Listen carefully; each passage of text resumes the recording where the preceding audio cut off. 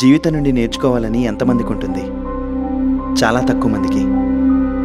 అదే జీవితం నేర్పించకుండా ఎంతమందిని విడిచిపెడుతుంది? చాలా తక్కువ మందిని. ఈ రెండిటికి మ్యూచువల్ ఎగ్జాంపుల్ నేను. ఇది నా ఉదాహరణ.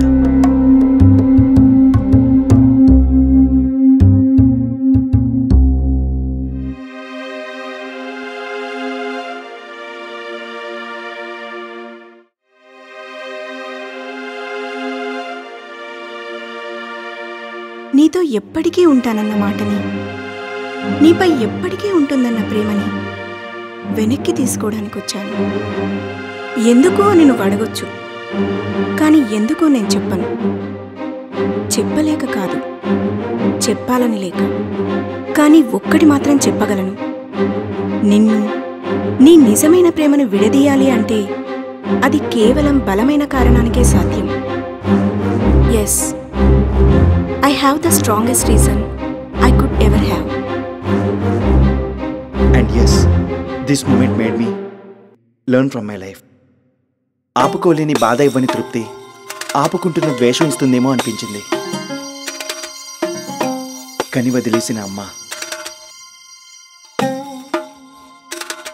ప్రేమించి విడిచిపెట్టిన అమ్మాయి,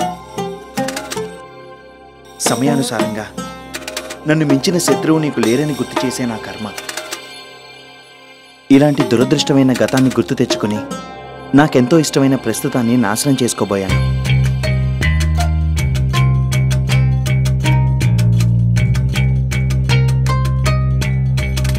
ఒకరి మీద ప్రేమ పోవాలంటే ద్వేషం పెరగాలని అనిపించింది నాకు. ద్వేషంతోనే సరిపెట్టుకోలేదు, తనకి చెడు చేద్దామనుకున్నాను. YouTube, intimate videos upload, modern society, modern thoughts.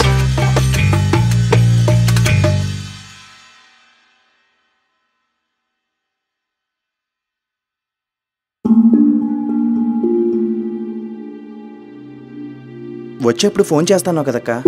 చేసినప్పుడు ఎత్తుతా అన్నావు కదరా.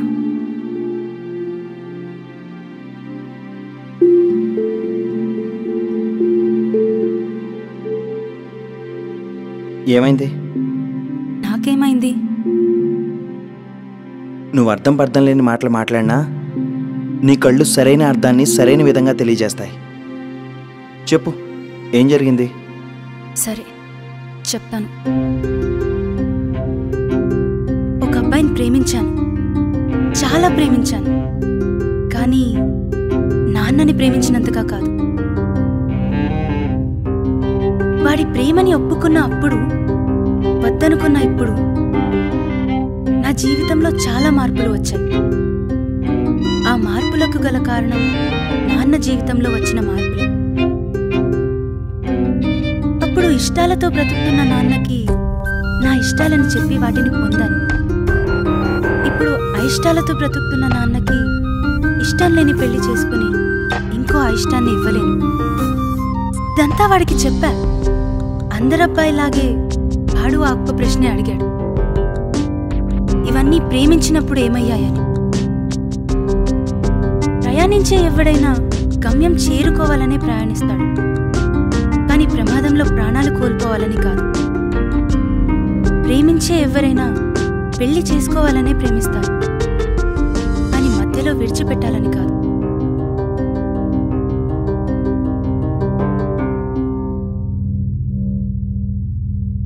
బాధ ఏంటంటే, ఇందాక కాల్ చేసి మా ఇంటిమేట్ వీడియోస్ సోషల్ మీడియాలో అప్లోడ్ చేయాలా అని అన్నాను.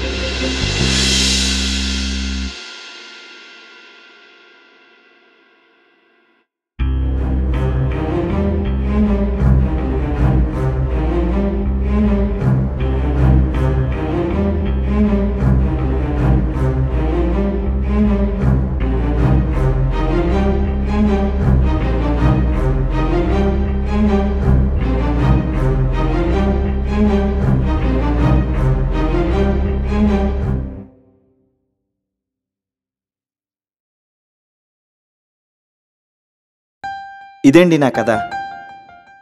దేవుడి దయ వల్ల అక్కకి చెడేమీ జరగలేదు. అదే దేవుడి దయ వల్ల నేను ఒక విషయాన్ని నేర్చుకున్నాను. ఒక అమ్మాయిని మీ అమ్మని ప్రేమించినంతగా ప్రేమించకపోయినా పర్వాలేదు, కానీ మీ అమ్మను ద్వేషించినంతగానే ద్వేషించండి.